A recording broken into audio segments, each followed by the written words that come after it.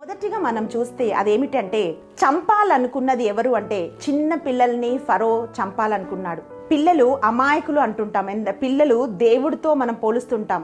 ఇక్కడ ఫరో చాలా ఘోరంగా ఆలోచిస్తున్నాడు. పిల్లరా, మొదటిది ఏమిటి అంటే చంపమన్నది ఎవరిని అంటే పసిపిల్లలని. పసిపిల్లలు దేవునితో సమానం అంటూ ఉంటారు. వాళ్ళని వాళ్ళు సంరక్షించుకోలేని చిన్నపిల్లలు అన్నమాట.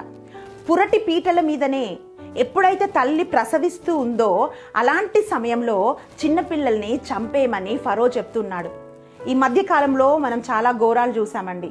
ఎంతోమంది స్త్రీలను మానభంగం చేసి చంపేస్తున్నప్పుడు అయ్యో ఇలా జరుగుతుందని భయపడుతున్నాం, బాధపడుతున్నాం.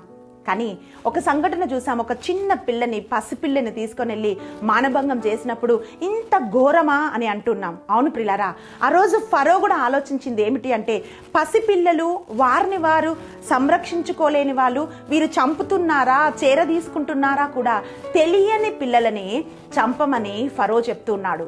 రెండోదిగా మనం ఏం చూస్తున్నామంటే ఈ పని అప్పచెప్పింది ఎవరికంటే స్త్రీలకు.